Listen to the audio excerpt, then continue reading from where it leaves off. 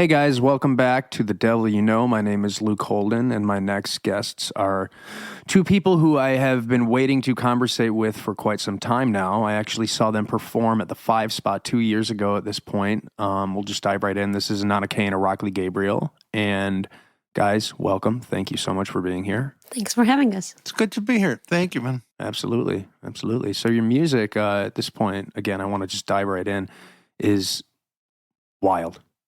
You know, it really is in the absolute best way. Okay, we haven't heard it yet, or at least I have. You know what I mean? But none of these listeners, or I shouldn't say that. We should assume that a good part of them have heard it. But for those who have not heard your music, how would you describe your music? I know it's like an indie Americana duo of sorts, but Every time I'm asked to do that, I get hot flashes. And I just remember the first time I distributed our music on CD Baby and had to categorize our genre. And I was just so stressed out. I'm like, is it rock? Is it alternative? What is it? I don't know. I guess it is indie Americana. What'd you say? Yeah, I want to take the word to, the term singer-songwriter back, because it's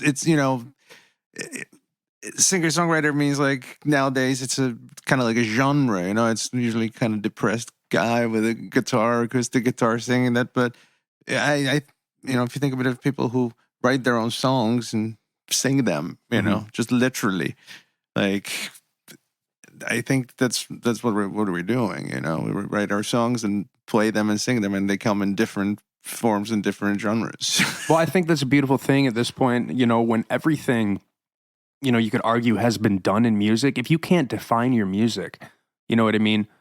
Then in a sense, it's all encapsulating. Yeah. And it's kind of the only way to stand out at this point in time. And I think that's why you guys stood out to me.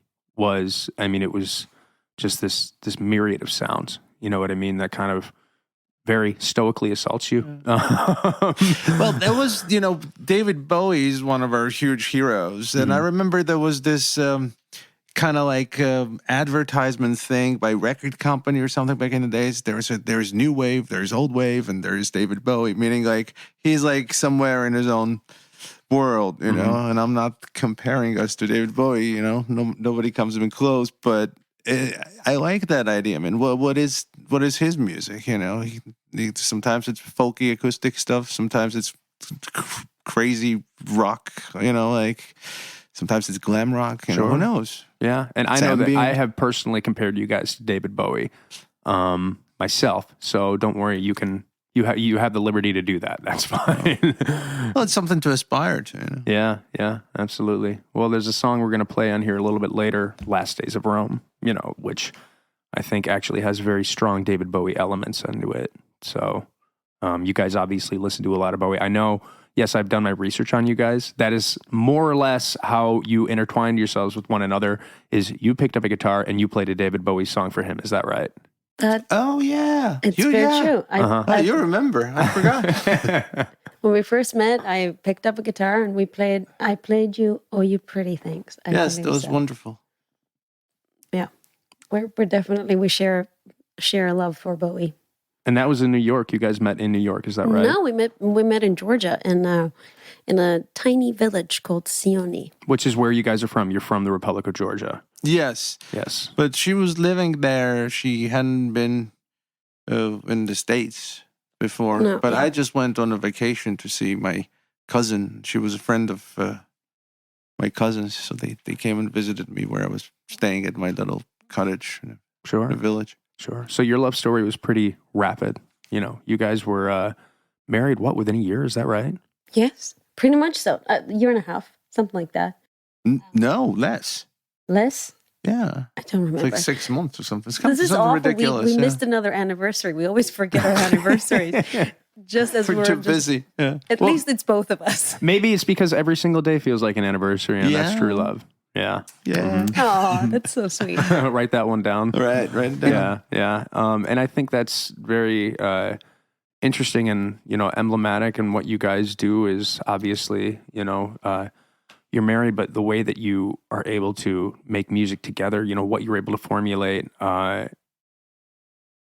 aesthetically probably solidifies any sort of, residual relationship that comes with it, and that chemistry that you guys are able to establish through your music, which is absolutely fucking astounding.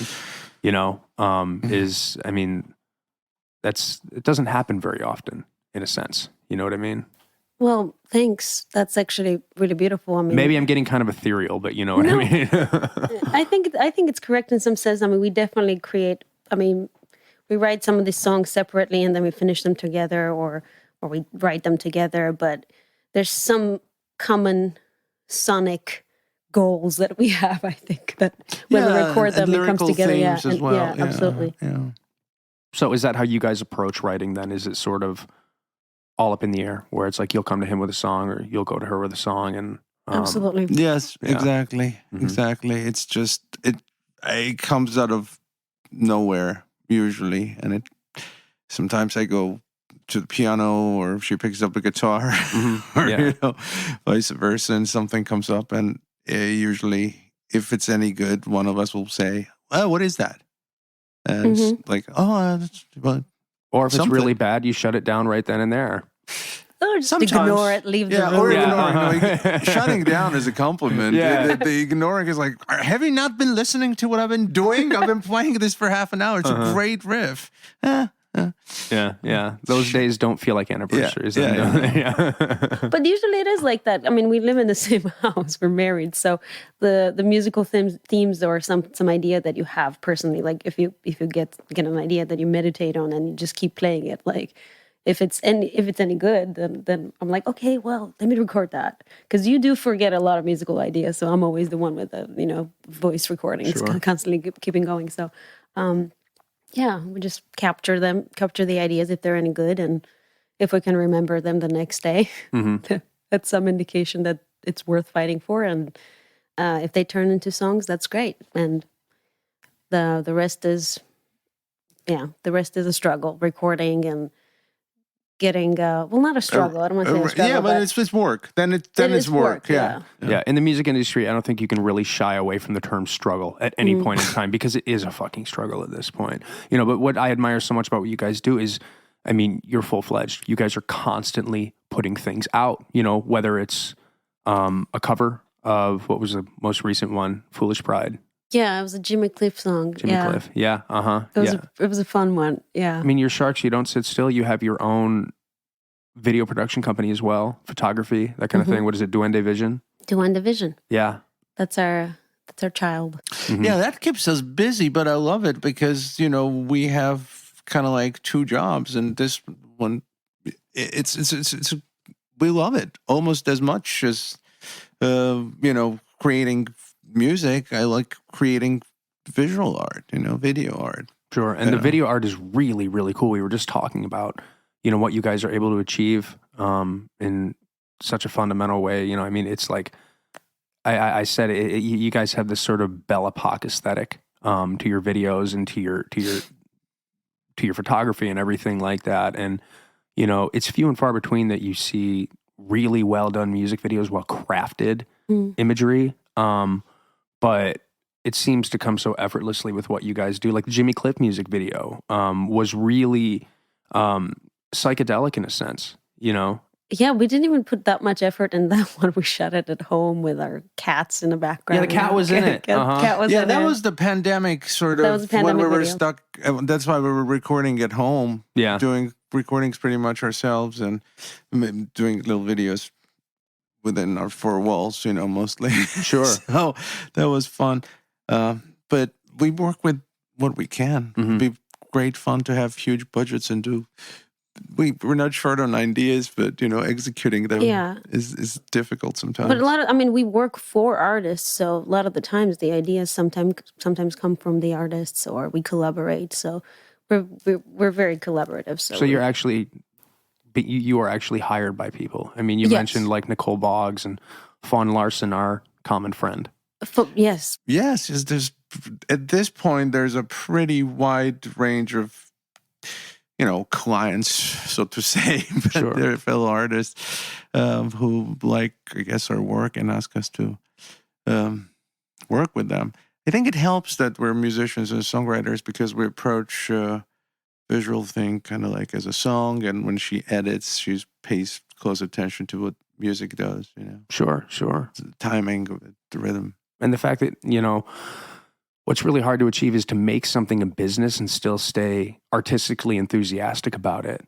You know what I mean? But it definitely shines through in what you guys are doing. It is tough, but naturally when an artist comes to you and they send you a song to listen and see if you get any ideas. I mean, when you see a person being so passionate about the art they do, which is, we're so glad that we've had that experience with the artists that we work with. I mean, you can't. That's when I don't think of it as a business. Like Nicole, for example, we're working on a song with Nicole right now, and the song is so cool. They put so much love into it. They're so talented, and we're just trying to create art together. Sure. Well, I mean, in lieu of all of that, you guys, I can't say just released it because, it came out, in March? Is that right? Correct me if I'm wrong. Was it March 19th? It was, Yeah. Wow, you have an amazing memory. Yeah, it's to a fault sometimes. I remember things I don't want to remember. But Are we talking about the record? Yes, we're talking about the record. Yeah. I have a terrible memory. Good short-term memory, but terrible long-term memory. Sure. We released the album Whispers and Sighs in March, and that was the album we wrote and recorded with David Olney. So, releasing that album was probably the hardest thing we've ever done. Why? David passed before the pandemic in January 2020. Sure. And that was when the album was completely wrapped and ready to go. He died the day that it wrapped, didn't he?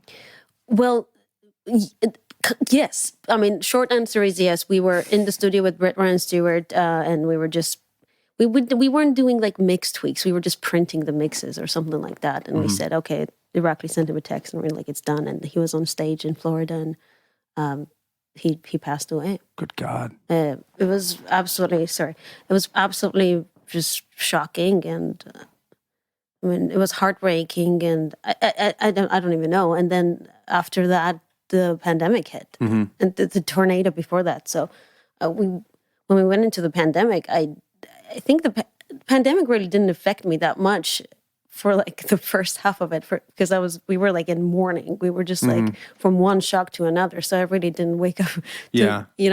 Just didn't register that much.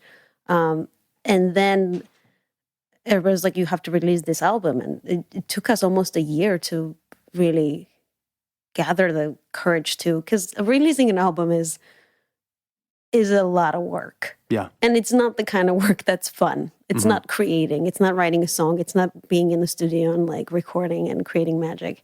It's a lot of unwanted work, and it was hard to do, and doing it without David, and doing some interviews and figuring out which songs to pick as singles. What kind of, when we started making music videos for them, we just wanted to bounce around ideas with David, and he wasn't there. Yeah. So it was very, very hard. And yeah, it's instead of talking about the songs and album and stuff, we all had to unfortunately talk about a lot about David not being there, and it was always very, very sad and very emotional. Yeah. So that part really sucked. Well, it's an interesting thing because I know that obviously that's a difficult endeavor to collaborate with the third collaborator who is not there. But what I had said, because I reviewed the album in an article, is the impression wise is it's kind of an encapsulation of his existence. Like obviously because he's singing across the track, but I mean he's so visually there and so audibly there. His existence is there. It was there when it was released, and in a sense, there's sort of this phantom presence of David Olney on that record. In a sense, where you completely forget that, at least from a listener standpoint, that he was there. And I mean, we loved the album, and we loved the recording of it, and he was very excited about it. So I'm glad that comes across. It was hard for us to listen to those songs. I mean, after everything that happened, to, go out and play them, and because David sang on half the record, and playing his songs was tough to do. Sure. Well, we didn't do it for a while. We kind didn't of do like it for a just starting it. We're just starting. It's just trying it. Yeah. it's very emotional, and I don't know. It's really tough. Yeah. I don't have many words to describe it, but it's definitely been very, very, very surreal. Sure. Yeah, and you guys met David, what, 2 years ago now? A few years, not long after you moved here. No, it was actually right away. I think it was within a month of moving here because, yes, it was because I was staying, renting a place. We were renting a place on Porter Road next to a place called Vinyl Tap, Yeah. which was the old family wash. And that's where we saw him play. And I would just walk over there. I didn't even have a car yet. So I just was the closest bar. So I'd go there to drink and, he was playing. I had no idea who he was. Well, I mean, for anybody who doesn't know who David Olney was, he was a very celebrated singer-songwriter in Nashville. And it's funny, I just read a quote from Townes Van Zandt, who I'm a huge fan of. Yeah. Like, you know what I'm talking about? I know that quote. Were they really? Yeah, I can't speak. Yeah, they definitely knew each other and did things together. Well, buddies enough to the point where Townes Van Zandt, a direct quote from him before he died was, yeah, my favorite songwriter is David Olney. And Mozart. Yes. That's the quote. Mozart and David Olney.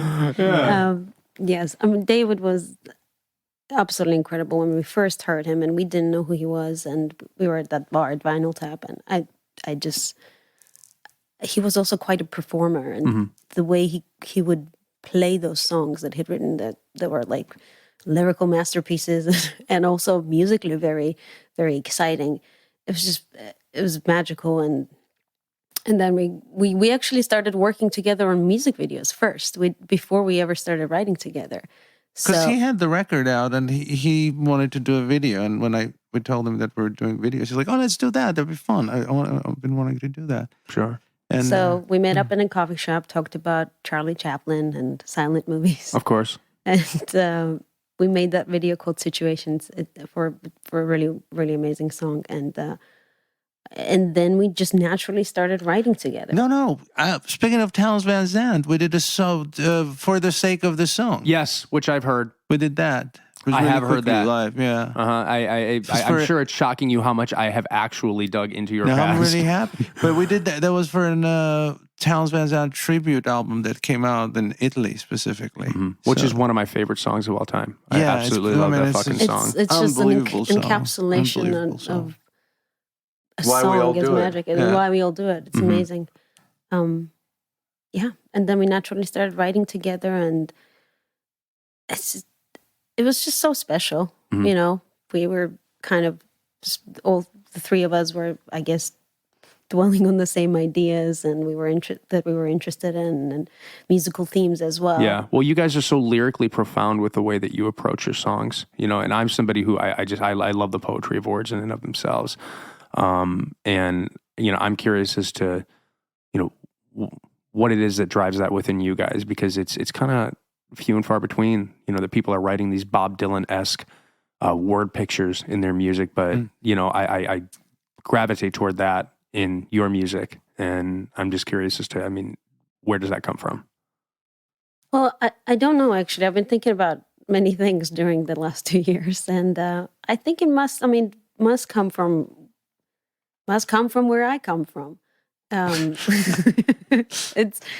grew up reading poetry and folk tales and things like that. And I think you can say a lot with poetry. Yeah. You know, and it's beautiful. So I mean, we just try to write the best song we can at any given time, and you know, work on it till we can hear it back. Sure. And not tweak anything any longer. And speaking of which, I'm sorry, I didn't mean to cut you off. No, Go I on. was just thinking there are some people, you know, they can, I'm speaking personally for myself, you know, have beautiful, mellifluous voices and can do things with their voice. They don't even have to have a song, you know, they can make it sound good. Yeah. You know, and you grow up listening to, Lou or, you know, Christofferson or something like that. Every single word, every single syllable has to sound really good when you pronounce it. It has to make sense. And I kind of look up to those guys. Sure. And, again, if I land somewhere in the distance, Mm-hmm.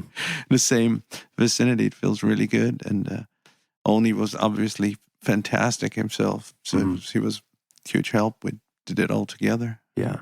Well, that album front to back is remarkable. And one of my favorite tracks is one that I want to play right here is Last Days of Rome. That one just fucking hits. I said it kind of has this Rolling Stones, David Bowie element to it. Well, yeah, it was, obviously I don't have to hide it. It's very Keith Richards kind of riff. I don't think it's specifically any kind of, but, I was actually telling David, I'm like, this is, it's, I don't want to say it's a ripoff, but it's certainly very influenced. It's like, well, Keith Richards what was he doing to Chuck Berry and Muddy Waters, Well, that's kind of what Stanley Kubrick said. Yeah. He said that, every bit of art that you are producing is inspired in some way by somebody else. Yeah. You know what I mean? It's almost, thank you, Keith. And Keith was saying thank you for Chuck and Muddy. So, yeah. And speaking of which, you guys saw the Rolling Stones a month ago too, didn't you? Oh, it was wonderful. Yeah, it was cool. It was my first time surprise, seeing them. It was pretty amazing night of rock and roll. Yeah. That was. I was in the nosebleed section. I actually. So were we.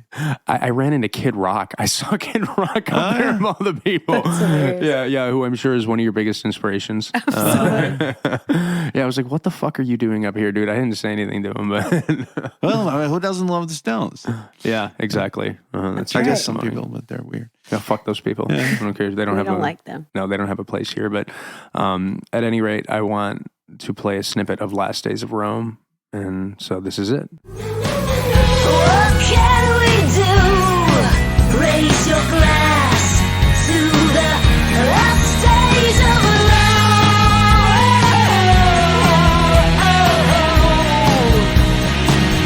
Last days of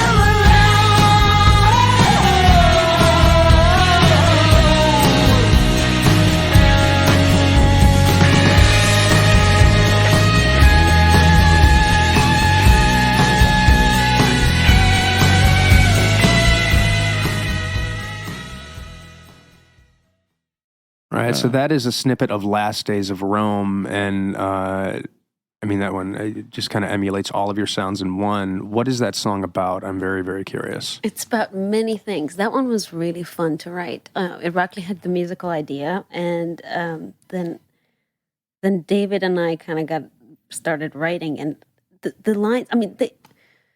I could talk about certain lines. I can't remember.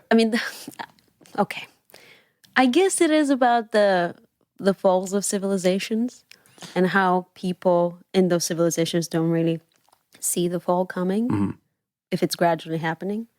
And it's through the lens of Romans, but there's other lyrical influences there. From the pre-chorus, I remember we were reading, actually, we were doing a Civil War quiz on our way back from Clarksdale, Mississippi to Nashville. And we were doing this, Irakli and I were driving, and we were doing this quiz, and apparently the Union soldiers were paid $16 a month. And I was like, oh, that's a cool line. So that we wrote that as $16 a month, we'll start a civil war.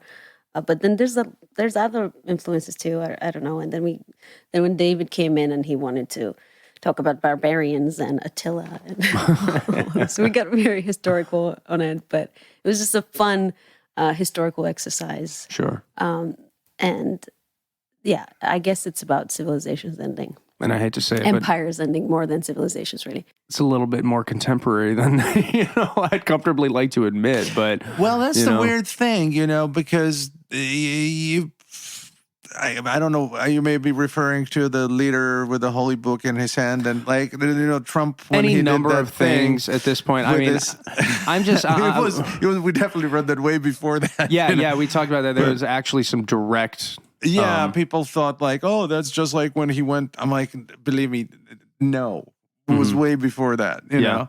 So, but that's the whole song. Nothing changes, nothing will. I mean, hopefully something will, but if we're students of history, we love history. So it's the same thing repeating. It's just a different face, different mask. No pun intended on masks, but. So if you pay attention, it's kind of like, oh, here we go again. Here we go again. It's, which is something that I, have observed, and it freaks me the fuck out. You know, as people are forgetting that history repeats itself. Forgetting, that's the thing. Memory is a interesting thing. You know, my mom was a specialist in memory. She was actually a neuroscientist, and you need to have very good memory in order to learn things and to progress. But a lot of people actually do not. I'm finding, and this is probably as a defense mechanism, because it's kind of a curse to have a memory. You remember all these things, and it's just a big burden. So. Well, I mean, you guys just, I have this random access memory myself, right? You know, and I'm fucking miserable. So. That's what I'm saying. It's really hard. Yeah. You remember, like John Prine song, I remember everything, you know? It's like, oh man, I'm sorry. Yeah. Yeah. Well, gift and a curse in a sense, because they say those who do not remember the past are doomed to repeat it. Yeah. But, you know, in the spirit of all this history and what have you, you guys have both had very interesting experiences abroad and growing up in the Republic of Georgia. I mean, essentially what you told me, Irakli, is that you grew up, in a sense, during the Soviet Union or like not near in the a downfall. Sense. No, literally. Yes. I mean, I was born in 1975, so first 15 years I was there. So I do remember everything very, very well and in a very colorful or black and white details, Or red. Yeah. And then you were after the Soviet fall. I was born after the collapse. I was born in 94. So it wasn't fun times. It was also after the Civil War in Georgia. So we grew up, the entire country grew up very, very poor. We didn't have electricity, the bare minimum of, of existence. But, it was the norm. I didn't think I was having a happy childhood until I looked over, But actually, the couple of lines from Last Days of Rome, I don't know if it's a pre-chorus or somewhere, and right in the middle of the Liberty Square, fully dressed, the truth stands naked. It's kind of, I mean, if you don't know what it sounds surreal, but Liberty Square is a square in Tbilisi, in my hometown. Don't they call it Freedom Square? But I think Liberty Square sounded better. I think it's Liberty Square. No, I think it's Liberty Square, what it translates to. That's when all our protests and revolutions happen. So people really come out. And 2003 was when we had the Rose Revolution, and that was my first revolution. It was like a big deal. That's one more revolution than I've lived through. Well, I mean, when they stormed the Capitol last year, or whenever it was, 2 years ago. Oh, that's right. Yeah, we have pockets of revolution. Right. Anana was watching, and she's like, "Ugh, I'm only like 27," and it's like I'm watching my third revolution. I'm getting bored with this, you know. Everyone's like freaking out, and they're like, "Oh dear, look at that Viking head guy." Yeah, exactly. What's he about? This is more fun than in Georgia. You know? At least this guy's dressed up, you know. They don't know what the fuck they're doing. It's horrible. So I'm sorry. I'm making, I'm laughing because that's, defense mechanism. It's really sad. But yeah, we've had quite an interesting path, I guess. The U.S., you pretty much escaped the Civil War. Yeah, I missed. Lucky to miss really bad stuff, because I definitely would not be here. So you were essentially fleeing, is that? I didn't. I left right before it started in 90. It was actually. So you had the drop on it then? Something like that, yeah. But afterwards things got, really bad. And I don't think I would have, I may have made it, but a lot of my friends, perished because of, various things, gunfights, knife fights, drugs, explosions, whatever. We've all lived through one or two of those things. So, yes. And then I saw a picture, I remember, that you posted a while back where you speak of being happy and having no idea what the fuck was going on, in like a diabolical sense. And you're in a bucket. Yes. You're in a little bucket in your bathtub as a child. That's actually funny, because that was what the big realization when my friend Rosemary Fossey saw that picture of me bathing in a bucket, and she just got this really sad look on her face. And till that moment, I swear it didn't really occur to me that my childhood would be translated as sad, because everybody was bathing in buckets. Everybody had kerosene lamps that we were hitting up soups on. So it was pretty much our reality. But then I realized, oh, it is really sad. We didn't have running water. We were Sure. just bathing in buckets. But that was right before the pandemic when people were like stocking up on toilet paper. Yeah. So I think I was just, Yeah, it was a flashback, definitely. When you see the empty counters in a supermarket in New York, you're like, oh, it's like, Moscow, 1986. I feel home. I saw there's some funny article that came out right after the pandemic hit, and it was a Soviet's guide to surviving a pandemic. Oh, Oh, that was great. It was a fantastic article. Yeah, I like that. I could have used that. They Yeah, teach yeah, you yeah. how to make friends with supermarket owners and, just bribe them. Sure. Well, I just made friends with voices in my head. So That yeah, too. they were always there for me. That's good. So when you guys came to the U.S., I mean, that had to have been just a total culture shock, or maybe I'm overassuming that. I don't know. Maybe, okay, do you talk about your experience? Because Well, it was yes and no. I mean, I was in Norway, I was in Germany, I was in England for a while before I moved here. My dad had gotten a job, so it was definitely different. I mean, it was unique, but I think I don't know. I don't think it was a big culture shock, or it was just weird. Or I'm only starting to think about these things now, looking back, now that you ask me, because back then I was just living. Yeah. I wasn't thinking that much. It was definitely different from Europe because, you go from a school in Europe where everybody takes bicycles to school, you have cigarettes in the breaks with teachers, you drink black coffee, you talk about things, I came here and I asked for a cup of tea and they were like, no, it's caffeine and it's not allowed for children. And I was like, you're joking, right? I've been drinking tea since I was a kid. Yeah. And then I walked outside and lit a cigarette and they're like, no, you go into detention. You're not allowed to smoke. I'm like, what are you talking about? I'm 17 years old. Why am I not allowed to smoke? Yeah. They said It's this a was the break. land of the free, right? Yeah. So like things like that, and I was in kind of a wealthy part of the country, or New York and Long Island and Huntington, and just children of a lot of wealthy people. Houses they had, drive to schools in like little convertible BMWs or Mercedes. That's different from taking a bicycle. I was taking school bus, I was the only junior and senior in a school bus full of kids. Yeah. You can't smoke, you can't have tea, but they give you free rides to school, so that's nice. Yeah, it's very good. I'll take it. Yeah. But going back to your point, my experience, I don't think I ever experienced the cultural shock when I moved, but I'm now, I think the cultural shock happens gradually. Sure. It's when you really get a sense of the culture to the point that you start comparing it to the culture that you've known before. That's kind of what I'm experiencing now after 8 years of living here. Sure. But I don't think I ever was shocked by, I moved to New York, and Irakli had been living there for a long time. So, no, I was just excited when I first moved here, but I think I'm now more shocked.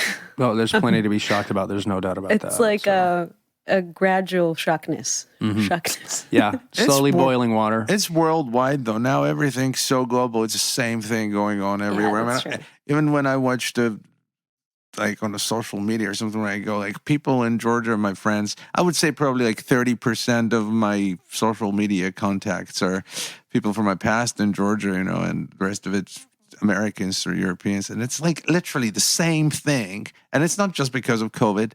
Before that, like just same complaints about everything. Before it just didn't, it was not like that. They're distinctly different lives, which was kind of cool because you get out of here, you go there, and you're like, I'm having a break. But now, wherever I go, it's the same shit. Yeah. Well, there's no shortage of things to bitch about. Everything is kind of been monochromatic Yeah, across. I just want to bitch about different things. Well, by all means, that's your prerogative. I don't know. Thank you. Yeah. We still can.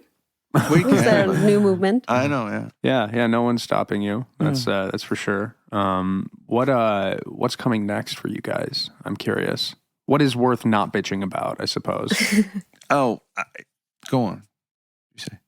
Did you have something else? No, that's not worth bitching about? I'm actually really excited. I'm feeling the last few days I've been feeling extraordinarily grateful every time I'm in Nashville. Like when I think about what we got to do, it's amazing. Like I'm amazingly. I mean, apart from stuff we work together, I've been working on 3 different records, co-writing and producing, and I'm hoping they're going to come out next year. You know, do that like every day, pretty much. You know, go into studio, record stuff. Who gets to do that? I mean, thank God. You know, it's amazing. Yeah. Yeah. And with video work, we get paid for it. Often sessions pay, so we manage to stay afloat, Yeah. which is incredible. That's more We're than not most artists can say. Right. We not like, you know, not going to get wealthy, you know, unless that's not even something we even think about, but just Yeah. daily work Sure. every day to get to do something like that. Mhm. It's amazing. And that's been really possible in Nashville for us, you know. Yeah. Absolutely. We are getting into recording some songs. Actually, the songs we wrote with David, but we didn't get a chance to record. Because after we wrapped the Whispers and Sighs, we wanted to keep going. We had more songs. We had material. Oh, we wanted to do the next wanted to album. do We another started working album, next really. album, yeah. With David, But- well, he was here. yeah. Sure. But we didn't get a chance to do that. So we're just now slowly starting to record it. And we don't really have a big plan. We're just trying to... I think we're going to record songs with different people. Just we have so many friends, and all of them are great producers. Yeah. That's a good thing about Nashville. There's just so many talented people here, and And they're good people too. they're great people. They're good fucking we're so people. lucky with the music community, and I mean that's the only community we have. I haven't met a non-musician in 4 years. If you meet one, it's actually kind of exciting. I know. Yeah. Yeah. They call them unicorns. The Right. unicorns, yeah. Uh-huh. So the community is wonderful here. Like Irakli said, we're beyond grateful. I never take it for granted that this is what I get to do. Yeah. Very different stuff we get to do. You know, I was just listening to some of the songs. Like I got to some country songs, writing them, and that's really cool. And Have you some been rock- you've been writing country songs for people? I wouldn't say I've been writing them for people. I've been writing them with people. Sure. Yeah. And Are these pop country songs? No, I don't think so. Okay. No, I mean, I think pop country means something else now, like something that I cannot really relate to. The Good. stuff that's on the radio, right? Yeah, yeah. Yeah, I mean, if I was doing that, maybe I would have a chance at something. Yeah. Financial. But no, we're just more like, you know, like working with American country artists. Of course. You know, people who are from here. Yeah, yeah. Well, I'm Yeah. curious how you guys feel about, you know, talk about another pandemic. I mean, maybe I'm speaking alone here, but the pop world and the pop country world, you know, in contrast to your music itself here in a city that is kind of predominated by this sort of, you know, I'm going to call it rigorous shallowness. Maybe you feel that way as well. Maybe you don't. I don't know. But by and large, I feel a certain way about pop music and pop country music itself. And you guys have sort of found your own niche in the midst of all that. I don't know if it was such a conscious thing. I mean, we don't really listen to much modern music. But also, when we moved to Nashville, we just naturally fell into a certain group of people, and we Right. just started playing, and we discovered Five Spot, and that's where we played our first show. I don't think and we're very exposed to that. You know, like where we are in our community, it's felt more like a little village. Well, you that's know? why I love East Nashville. yes, Right. You know? so So we went downtown for some reason. Oh, we went to dentist or something, you know, and I walked down to Broadway. I mean, that's a different world. It's like, you know, it's almost like, oh, I'm a tourist here now too. Like, oh, what's this like? Wow, It's a really circus, weird. man. Ooh. So we're not really exposed to that. And on the radio, every once in a while I'll catch something and it sounds really weird. I don't Sure. want to say it sounds bad. I just don't understand it. Yeah, yeah. It's yeah, a whole, that's really just what it is. yeah, it's a language in and of itself that I Yeah. personally don't speak. So, you know, I sound very judgmental saying this, but call me crazy. I don't really give a shit. You know? I don't think you do. I mean, you know, we're all trying to navigate this modern world. Yeah, I suppose And- so. Arts are also changing, and sometimes we can't keep up. Yeah, before the fall of Rome, right? Before the fall of Rome, Oh, it's before the coming. empires. Yeah, I know. Trust me, I know. I keep saying But then again, it's been coming for a long time. it has been. Yeah. The wheel of time is about to crush us. Without sounding too diabolical, I always say I plan on dying before I'm 35. Not because I want to. That's an odd goal. Yeah. Well, it's more of a reality than a goal. So Don't plan those things, man. yeah, I'm putting bad juju out there. That much, Tony, you can actually believe, other than the virginity thing. That is not a thing. Anybody who's listened prior to this, I do is in have on to that. say, after I turned 40, I definitely became happier. Really? Yes. All right, you got catching up to do, Anana. No, I do. I just stopped giving a shit. Sure. I think you gradually start giving less and less shit, and there's only like the bag of shit is like only so big. So at some point the bottom drops, and you're like, I don't actually give a shit. That's very poetic. Yeah. Well, I just turned 30. I can tell you that, and 20s are weird, man. 20s are like your second puberty. I always say that. Just it's like these little pockets of chaos and self-doubt and what have you. And Anana, you're still in the midst of that. And I'm 27. It's the weird year. yeah, it is. Well, if you're cool enough, you will die this year. And then you will have a I legacy. have to say I'm not planning to die. No. But I will not do say that. I kind of get it. Like 27 has been the weirdest year and the deepest year in many ways. I've been doing a lot of searching, I don't want to say searching. That just sounds so. I think it So sounds strange. great. Seeking. But They call me the seeker. Yes, I've been a lot of mental traveling because I can't physically travel anywhere. Sure. But it's a strange number. But we also got a very once in a lifetime chance of sitting at home and like really taking time to learn about yourself. I haven't gotten a chance to do that since before the pandemic. Really, we were having very, very busy lives, and we just didn't have time to stop. Yeah. So I've just been diving into things I loved as a child and reading and, immersing myself in art again. Sure. And trying to, because I think before the pandemic, we were just so busy and constantly, creative work is really tough to do. There's this well of creativity and you're constantly like, you get water from it and just, it's like, you don't want to empty that well. Yeah, and oddly enough, you're thirsty the entire time too, because there's always something to strive for. So the only alternative, if you want to extract from that well, is to dig deeper again. So that's kind of, I think I got a chance to do that, and I'm actually strangely grateful. It's been very hard, and really disastrous couple of years, but for me personally, I got the luxury of time, which I didn't have before. And luxury of time. yeah. Yeah, it's a subject in and of itself. Well, I know that, for me, when all of this shit hit the fan, the bag of shit, so to speak. The bag of shit. Which was Sack of shit. The sack of shit, which was far from dropping out. It forced me to recalibrate, I with music, because it seems like such a, it has such a phantom end. There is no end to it, which is a nice thing in the sense that, there's constantly something to strive for, but also the goal is very ominous in and of itself. I had to sort of reestablish what I was doing then and there. And I started this podcast, started writing a little bit more, which is how I met you guys, was through reviewing your music in that magazine and what have you. So I suppose, utilizing that void and that blank space is, there's something to be said about that. Yeah, that's wonderful. And so like figuring out not just music, but other things too. I mean, we do like filming and music videos for a living, but also other things. I'm trying to like get into painting more, and that's the same. Everybody either starts baking banana bread, golfing, or painting. When they're looking for. I grew peppers. Okay, we're expanding things. I've been cooking a lot. I also finally discovered my own inner clown. That's been my big discovery in the last inner year. clown. Inner clown. Fellini used to say everyone has an inner clown in them. So I think I've discovered my inner clown. Mine is an inner sad clown. Yeah. I think it's all the emotions. So I'm thinking I might be working on my clown.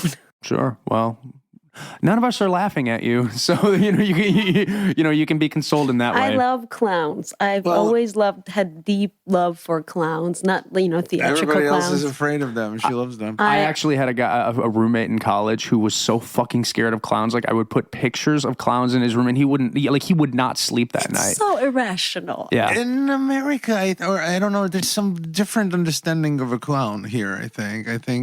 Well, it is. don't I mean, know, it's it's just part of the pop culture and horror movies, but like from where we come from, it was. We're thinking more like commedia dell'arte, Yes, like a sad person who communicates feelings to audience. Sure. I mean, there was actually when we.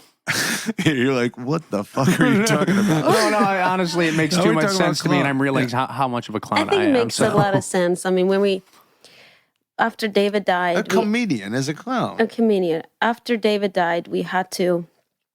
So he died, and then 2 days after that, we were supposed to go down to New Orleans and play the Focal Lines, which we were going to present our album. We had an official showcase and 40 minutes, and we were going to present our album for the first time. Sure. We were going to play it, and then he passed away, and it was it a week after or a couple of, I don't know, my memory No, it is was set. literally 3 days after. 3 days after, and after he passed away, we were urged by his family and his manager to still go down and play there, and it was really, really hard to do. But I think through Irakli, I remember this story of this Soviet clown called Oleg Popov, who he was in Germany touring, and he got the news of his wife passing, and he had to go on stage. Clowns have wives, okay. Clowns have wives, and he had to go on stage and do clowning,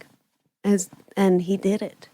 It was just I don't know, so sad, and so I don't know. I think I just remember that story and got inspired by it, but still, it was the hardest thing I'd ever done. Yeah. Just choking on those songs. We should never have done that. There's this idea that for art you have to do it through the tears and things. Like, no, hell no.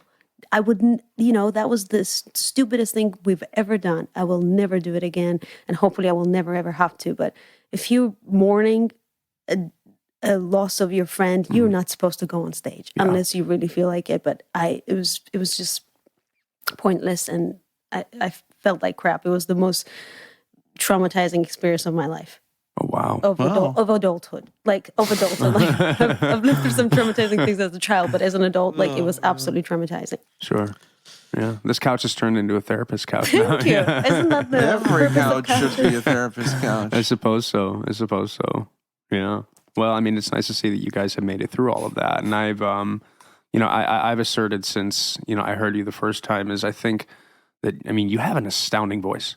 It's got, I think I described it as kind of an ethereal madness in a sense. It's a very controlled stoic chaos. I wish that was a genre I could tackle music under. Can we do Never that? say never. Yeah. Never say never. Yeah. And when did you find out you could sing like that? Because it's so fucking trademark, and it's just like, what the hell? Because like this small girl, and just like this symphony, comes out of your lungs when you sing. Thanks so much.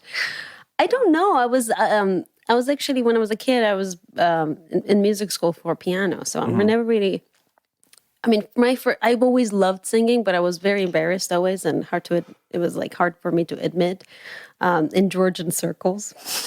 Just so funny. Georgians are very musical people. So in any occasion, there's somebody with a guitar on a bow on it and singing some, very heartfelt, sentimental songs. The moments I got to sing as a child was on like my mom was quite religious, so we would sing like Gregorian chants and like some of those like older Georgian folk songs. Mingrelian? Yeah, and Mingrelian things. yes. Yeah, those things. And I think that kind of instilled this like voices and harmony and the sense of harmony in me. So I've always been a fan of that. But then I think I was like really 16, 17 when I just like, I guess I really, really wanted to sing, and I just said, fuck it. And I just got a guitar and started busking on the streets with my friend, Ketty.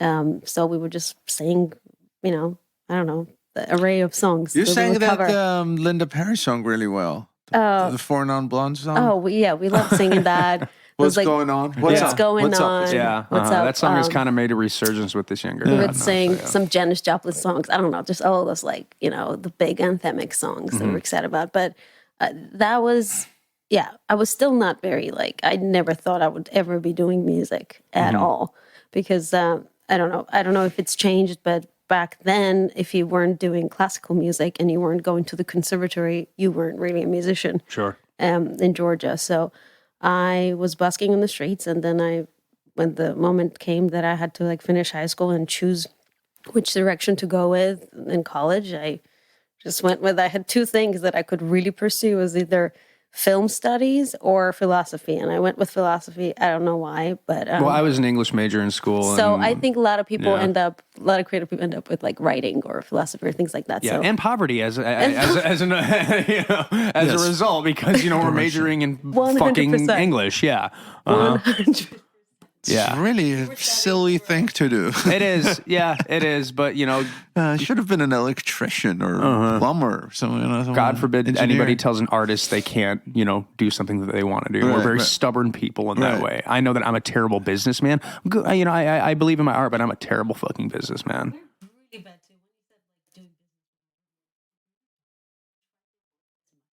Yeah. Yeah. Yeah. Well, I mean, I remember when my parents wanted me to go to law school, and I even applied, and I got into law school, but I had side jobs as a paralegal for a while in New York, temp things.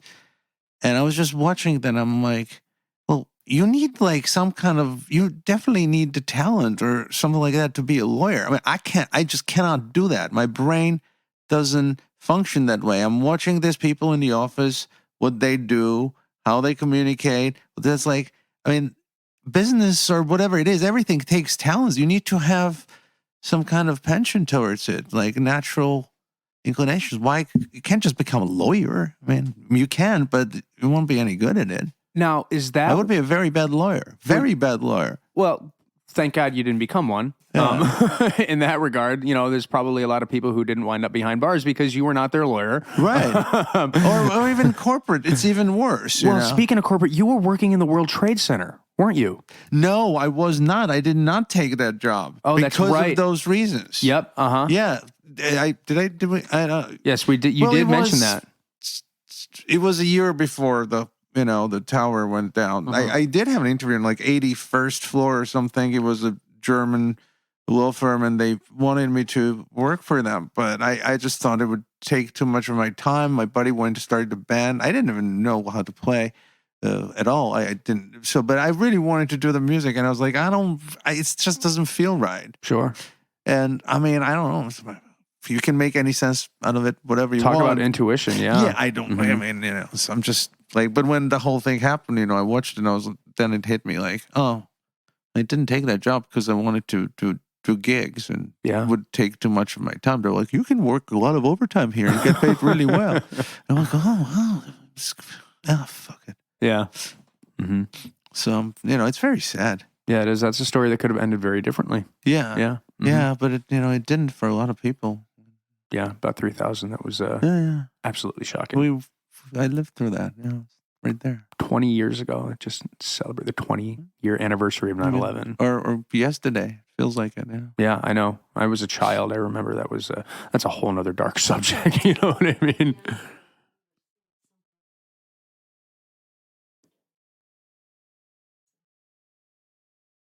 Yeah. Well, talk about remembering things.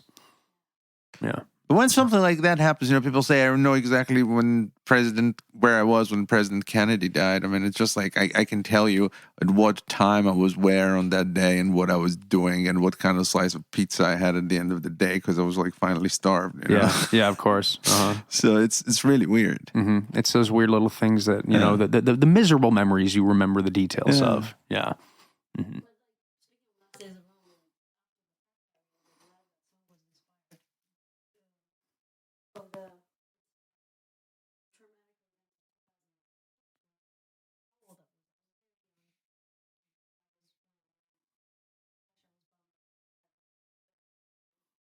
a conflict.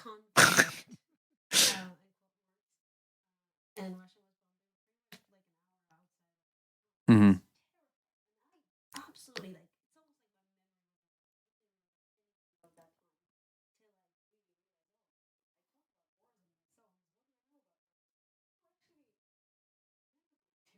Yeah.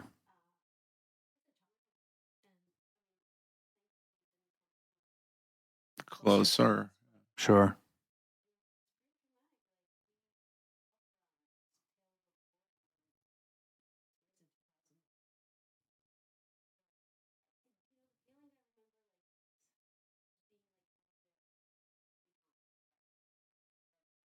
Sure. this is still Mm-hmm.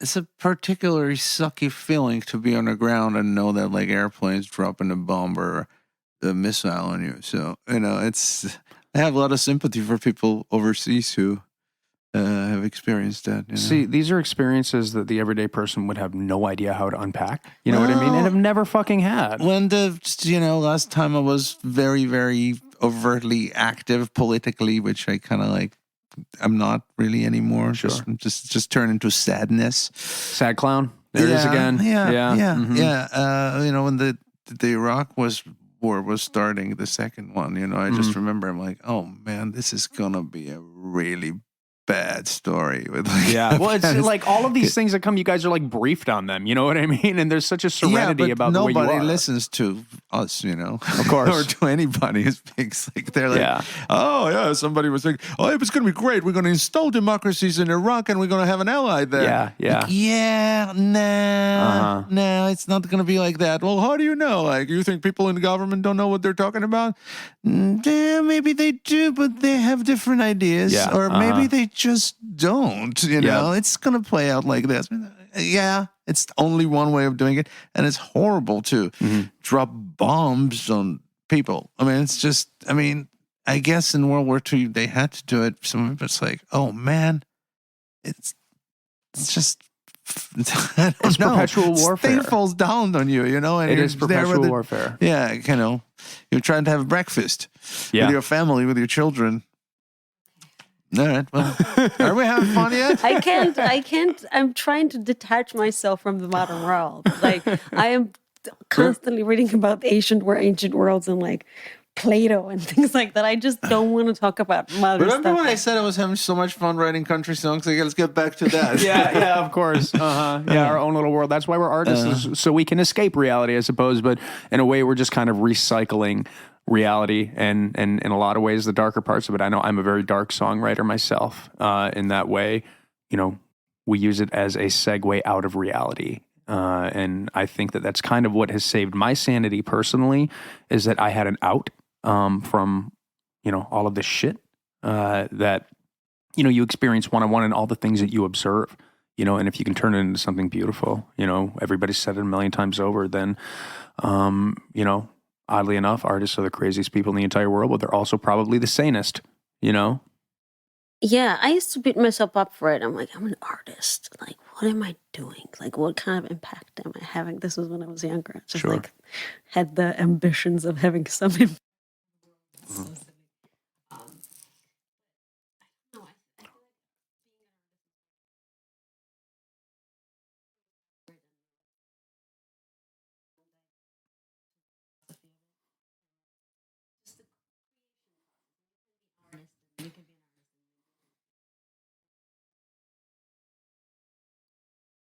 Sure.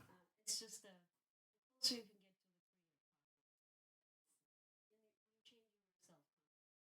get Mm-hmm.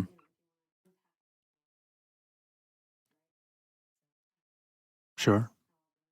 Mm-hmm. It's a profound take on it, without a doubt. what's profound about it. I just tried to make sense of it. Well, I mean, it's just you just touched upon something interesting. The artist, maybe also the sanest people. I don't know about that, but artists get a lot of shit for being outspoken, right? About Yeah. like political stuff. Especially And- now. Especially now, because they say, so an actor can come out and deliver a very passionate speech, and everybody's like, oh, well, what do you know? Like, why do you say just shut up and do your thing? Like, it's, it's kind of, besides being rude, it's also like not right, in my opinion, because I think an actor or a songwriter is, if anybody's any good, they study so much. Mhm. They do so much work. They learn so much about human condition and communicate so much with different kinds of people and read and learn that their understanding of a human soul, I think, is, it's pretty, it's on the level, So I think they do have a right to say things, and very often they do say wise things, Sure. So, Well, I really mean, I like don't know. that way about the way that you guys write. Is it is very profound and close to the human condition. And my favorite writers and musicians, they tell it in an kind of autonomous outside perspective, in the sense that they're telling stories, personal stories through the lens of conceived personalities. You know what I mean? Because a lot of your music is very profound and very beautiful, but it has a fabled element to it, in the sense that, like, you are creating characters in your songs. You are telling the stories of somebody else, in a sense. Whereas a lot of musicians approach it from, this is me. I'm talking directly about my relationship, my experience. Whereas you guys are kind of, like I said, creating characters in your songs, in a sense. I don't know if there were characters. It felt very. Well, I'm with you. I mean, very rarely. I mean, when I sit down and write, a lot of the times it doesn't start from like my experience of a certain event or something like that. It's more like the ideas that I've been meditating on, or something that just surface by certain lines, or some like lyrical lines or something. And then, then it's about crafting the story or a point of view of a character. I do think in characters personally. I know, like David also did at some points. Songs are different. I mean, some turn into characters that turn into you at the end, or vice versa. I don't know. Ain't Dead Yet is the one that really stands out to me in that way. Yeah, Ain't It Yet. Ain't It It Yet was is a different. collaboration. It was not. It was not just us. No, it was not just us. It was. Freddie Stevenson is a great Scottish songwriter, a very close friend of mine, and a big hero of mine. Sure. And we've written a lot of songs, even before Anana and I started working together. So there was this idea of coming from him and me at the time. Sure. And we just kind of we made a song out of it. We made a basically. song out of it, yeah. And you're talking about kings. You're talking about all these different fairy Yeah, tales and what yeah, have yeah, you. yeah. Yeah. It's very charming, and enchanting song, but Yeah, also dark and daunting too, which I fucking Yeah, love. we gave the Yeah. dark. Well, it was kind of like when Freddie and I were riffing on it. It was kind of like 12-bar blues, but then I came up with this kind of like minor key riff, and it changed. I like to develop things musically. We both do, Sure. That's another different thing. Like here, they often very much want you to stick to 3 chords. Yeah, Which is great. 3 chords and truth is great, but you can do 5 chords and still tell truth, you know? Don't tell AC/DC that, because I think they made like an entire career out of 3 I'm not, chords. it's great. But we love Hank AC/DC. Williams, But there is this. I have definitely like putting some minor. This is like some minor chords in your song, like immediately makes it dark. Supposedly, Yeah, that's really weird never here. heard of that before, because I guess it is Spooky. cultural. They call it spooky here. Yeah, right. Like, why are you doing that spooky stuff? I'm like, it's just a minor chord. Like, what's so spooky about that? Yeah. Well, I don't know. Maybe it is, somewhat cultural. I mean, we do come from East, Sure. somewhat more Eastern than, I don't know. I also grew up listening to classical music, and I don't know. It's all like you have to have some minor keys in there and major. It's just a balanced harmony. Of course. Yeah. So I don't know. But lyrically too. I mean, I grew up, like I said, I grew up on folk tales, and I've always been a big fan of mythology, and I feel like if you want to, I don't know, this is going to sound ridiculous, but this sort of like more metaphysical kind of themes of life is hard to talk about with language really breaks down when you want to talk about deep things. So you do that through metaphors and allegories and things like that. So it's just, I think that comes to like poetry. That's why I love poetry. It's because it's you can say a lot with poetry. Which is kind of ironic in a sense that when you want to talk about the most visceral and human things, in a sense, or really down deep to the core, you have to use symbols and you could say lies in a sense. You know what I mean? Because it's almost so intangible that the only way to really grasp it is to personify it. And it's a very difficult thing to make that the primary bloodline of your work. And one guy who I know that we both love is Nick Cave. You know what I mean? Who is somebody who's just fucking supreme at doing that. And I've always said, like, I want to hear you guys do some kind of like some sort of deep brooding cover of the Mercy Seat, which is one of my favorite songs. More brooding than that? Yeah, exactly. I know. If you could achieve that. Yeah. I do love Nick Cave. He has this beautiful blog online. I don't know if you've checked it out, Red Hen Files or something like that. I have not. That's great. He answers questions from fans. No shit. And wait, I have heard of this. It's beautiful. The way he answers the most mundane questions. It's just so philosophical and beautiful. I deeply, deeply admire him. Yeah. Well, it's funny because I saw him at TPAC at the Tennessee Performing Arts Center. I missed that show. It was so good. And you want to hear something great? This is a funny little story because he did this. He didn't shy because he's experienced his son died. I know. In a tragic accident. And it was like, he's going to go and do this tour with the world and all of his fans and not shy away from any question, and share that experience with his fans. And, he said something really interesting where he said, I don't, my son doesn't live inside of me. He lives, I let him out and he lives alongside of me, which is one of the most beautiful and human things you can say through this symbolism, through this personification. So, with so much impunity where, there's a piece about him, whereas a lot of his music and his personality seems larger than life and like, draconian and vampirical. But it was so interesting and so humbling to see him speak like that and to see him present himself like that. And that was amazing. I garnered so much respect for him, but it was funny because he was taking questions from the audience and I got called on in the last second. And I don't know, I was having a weird night. Like my car got towed 10 minutes before the fucking show. I had to take an Uber there.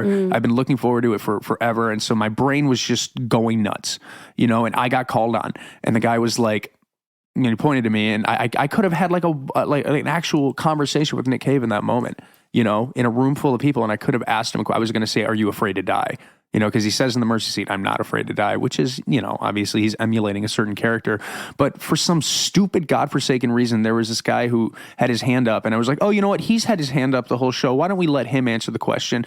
Everybody's had their hand up. Everybody's been waiting to get an answer. You know what I mean? And this guy asked this bizarre question like, so your music is about transhumanism and I think he was talking conspiracies and like essentially talking about reptilians and everything, and Nick just goes, I feel responsible for putting him in that position. And he goes, honestly, I have no idea what the fuck you're talking about. You know what I mean? Like that was his reaction. That's I was great. like, look what I just did to this poor guy. You know what Awesome. I mean? He's wonderful. We saw him at the Beacon Theater in New York in 2016, right? Was it 16? Or 17. I read It was before we moved here. absolutely the best show I've ever seen. It was incredible. Really, really amazing. He came down from the stage to the audience at some point, and it was also very loud. It was like one of the loudest shows I've ever seen. Yeah. He can really rock and roll. Oh yeah, he can. Like it's pretty amazing. I'm a Bad seats, Yeah.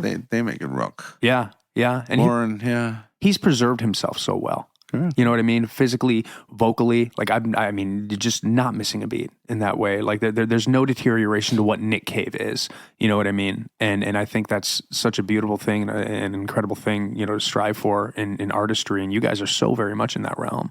Well, I think he did that because he kept releasing new albums and making new music. Like we saw Dylan a week ago, and Did you really? We did, and he played his last album, which we loved so much. It was a great album. He was fantastic. I mean, he's not up there trying to play "Blowing in the Wind" on a guitar. No. So, and I admired that. You know, Yeah. he's doing what's It's in the moment. he's in a moment, and Feels always fresh and real. Yeah. You know? And you guys covered a Bob Dylan song. We did. we Senor. did Senor. Yeah, that I was love Dylan. that was from the album called Straight Legal, and I heard of that song through Irakli, because Irakli is like the biggest Dylan fan ever, and I loved that song instantly, and Yeah. then It's a prayer, really, isn't it? we put it down like Sounds as to me like like it. fun, and we kind of had it in our computer for like a year and a Sure. half before we even like, should we release this, because it it could be cool.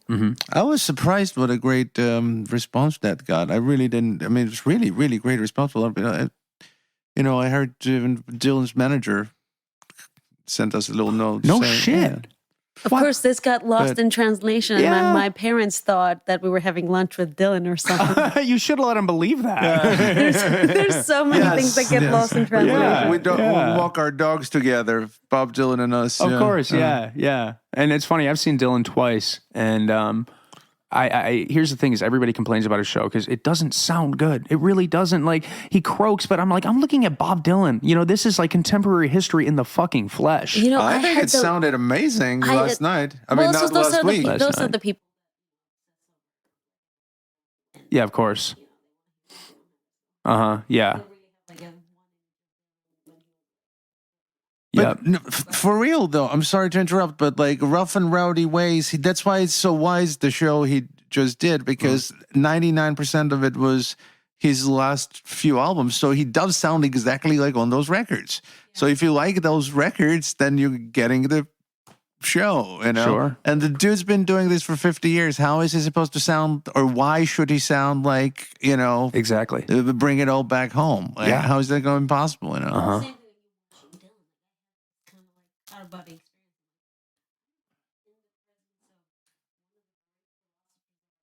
Yeah. Yeah. Yeah. So I'm curious then, speaking of these guys who you admire so much, and I know you have a rehearsal to get to because you have a show tonight at the 5 spot. Unfortunately, Sunday. Oh, Sunday, This will air after the show, unfortunately. So it doesn't matter anyway. Yeah. I'm but- not promoting it. Yeah. exactly. But there will be more shows to follow. But Yeah. I'm curious is if you could choose an artist, whether it's together or individually, one person who you could collaborate with, who you could create something with, who would it be? If they're dead, it's totally fine. It's They are okay. dead. Yeah, absolutely. They're all dead. I'm gonna pick no. I'm actually I gonna already go picked with Nick Cave. I called dibs. I'm going with Zbigniew Preisner, who's a classical composer, and he scored a lot of films that I love with Krzysztof Kieślowski, and he made me re-fall in love with classical music, and he does incredible. And he's alive actually, so Okay. I would. That's actually really I good would call. do Yeah. like a beautiful orchestral album with him. Because it might actually be able to happen because he is alive. Yeah. Yes, I hope so. But I think so. I don't know. There's just so many. A lot of those people, like, you don't even want to collaborate. I just want to be in the presence of your greatness. Yeah. Like, if I'm watching Kate Bush perform, I'm just like, what am I going to do? I'm going to sweep the floor. Yeah. Yeah, for me, like, later era Bowie's, like, because I got to see him so many times. You actually saw Bowie. Oh, a lot in late 90s up until he had heart attack. I'm He was so very jealous. generous on tours, and living in New York, he played a lot of small clubs. And Really? you get to meet also his bandmates and have conversation and really learn a lot, pretty much directly, like up close. And that period of Bowie's very personal to me. So, and I thought he was like very much on the upswing musically. And I think as the time goes by, people really will acknowledge it Yeah. more Well, and more. Bowie's- Just as much as the 70s, Well, he's making a big resurgence with young people too right now. because Yeah. it's Realize just that. timeless, and it's not just, it's music, but it's not just music. It's art. It's literature. It's visual art. It's architecture. It's like everything's in there. It's intellectual. It's adventurous. It's it transcends a lot of things. So Yeah. it would have been really cool to be in that presence. Well, grab a Ouija board. Maybe you can make it happen. I don't know. Yeah, it's all right. He's somewhere out there. Yeah. Speaking of dead artists and collaborations and everything like that, and obviously I'm going to put a plug in there. I'm releasing a Lou Reed song, which you are singing background vocals on, and it sounds wonderful. Thank you so much. I had a lovely time singing it. It's a great version, and obviously that song is just beautiful. Yeah, it's one of my favorites. It's Pale Blue Eyes, for anybody who has not heard that song. And I'm going to do something a little bit different this time. Instead of ending with the general theme song, I want to end with Ain't Dead Yet, because that's one of my favorites. And, talking all about this, grander personification and symbolism, and praising that song. I want people to hear it. So, what is the general theme song that you started the show with?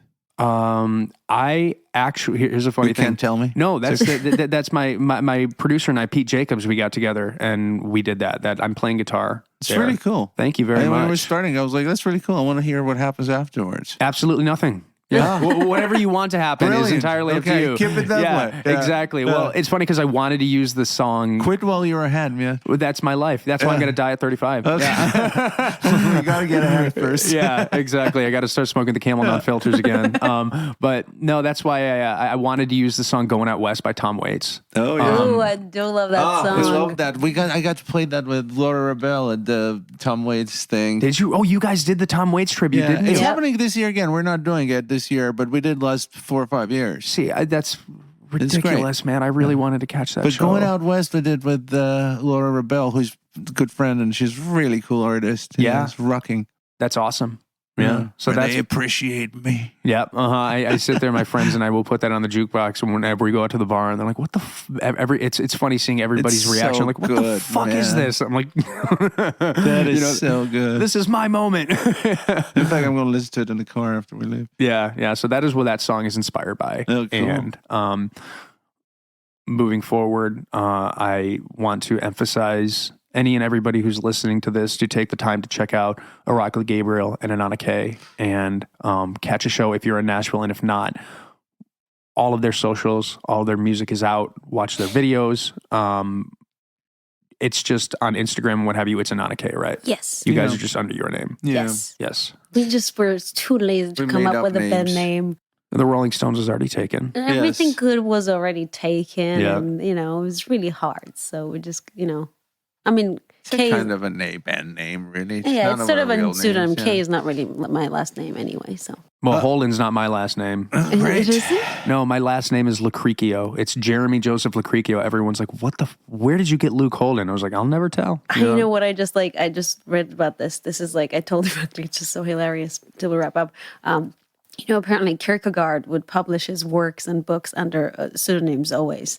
And then he would review them himself in papers and almost always give them negative reviews. Oh, that's And I'm strategic. Independent artists should start doing Yeah. that. We are doing it. We are You just kind of don't know doing that. Well, I can start writing negative reviews for you guys if you want. I've written You a few gotta start reviews. writing negative reviews for your own music. Oh, Jesus God. But then they'd be sincere. So how do I bounce back from that? I hate everything I fucking do. It is, but then you start a buzz, I guess. Who doesn't?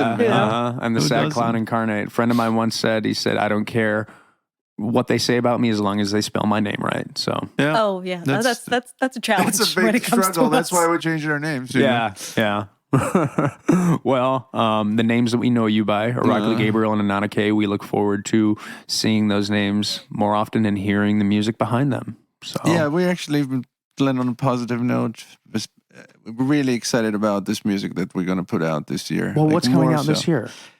This year, next year. The songs that Anana mentioned, bunch of songs that we're going to be on a follow-up album to Sure. Whispers and Sighs. They're going to be really, really excited about that. And, I mean, yeah, it's going to be cool. Do you have a title for it? No. Okay. I don't know if it's going to be an album or just going to be singles or EP All right. or We have something. no but plan. We're just just trying listening to the recordings, what we've done, it sounds great. It sounds Good. adventurous but still true and honest. I think. Yeah. Yeah, that's one thing we want to stay. Well, do us all a favor. Don't quit while you're ahead, okay? yeah.